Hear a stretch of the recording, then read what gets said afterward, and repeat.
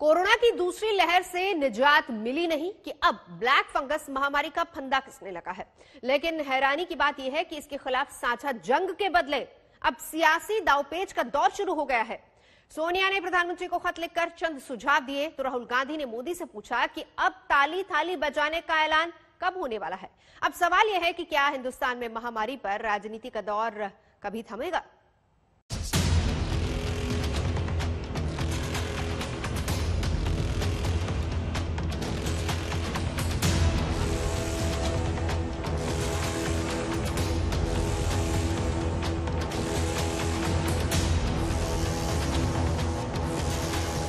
एक तो कोरोना की दूसरी जानलेवा लहर, ऊपर से अब ब्लैक फंगस का कोहराम। लोग करें तो क्या करें, मरीज जाएं तो कहां जाएं। कोरोना से मौत का आंकड़ा करीब 3 लाख के पार जा पहुंचा है, तो ब्लैक फंगस भी धीरे धीरे मरीजों को अपना शिकार बना रहा है। देश के 11 प्रदेशों में ये महामारी घोषित हो चुकी है। पंजाब, चंडीगढ़, हरियाणा, हिमाचल प्रदेश, दिल्ली, यूपी, राजस्थान, मध्य प्रदेश, गुजरात, तेलंगाना, तमिलनाडु तक इसकी चपेट में आ चुके हैं। महामारी के बढ़ते खतरे के बीच कांग्रेस अध्यक्ष सोनिया गांधी ने प्रधानमंत्री मोदी को पत्र लिखकर ब्लैक फंगस के मरीजों के मुफ्त इलाज की मांग की है।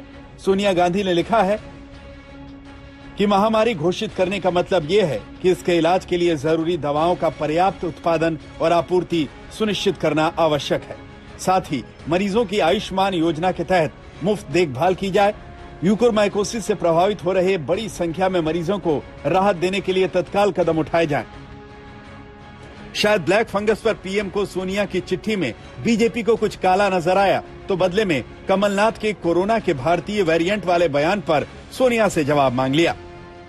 सोनिया गांधी जी ने आज चिट्ठी लिखी है मोदी जी को कि ब्लैक फंगस के दवाओं का भारत सरकार पहले ही सक्रिय होकर दुनिया से भी मंगाए और उससे ज्यादा आज कितने वैक्सीन हर स्टेट को दे रहे हैं, 9,000 लगभग पेशेंट है, तो उनको सफिशिएंट वैक्सीन पहुंचा दिए जा रहे हैं। इससे पहले राहुल गांधी ने भी सरकार पर ट्वीट से हमला बोला है। मोदी सिस्टम के कुशासन के चलते सिर्फ भारत में कोरोना के साथ साथ ब्लैक फंगस महामारी है। वैक्सीन की तो कमी है ही, इस नई महामारी की दवा की भी भारी कमी है।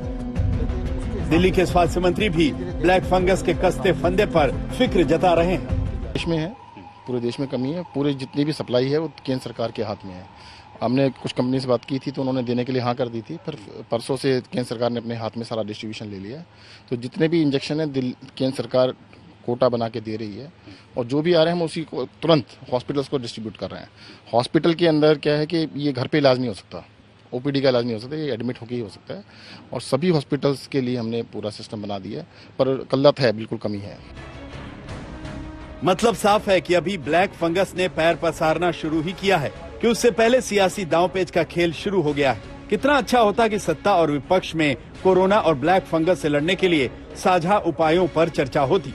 कितना बेहतर होता कि सरकार और विपक्ष एक साथ महामारी के खिलाफ मिलकर रोड मैप बनाते। लेकिन ये हिंदुस्तान है और यहाँ शायद ऐसा मुमकिन नहीं, क्योंकि सियासत सब पर भारी है। दिल्ली से आशुतोष मिश्रा और पौलमी साहा के साथ आज तक ब्यूरो।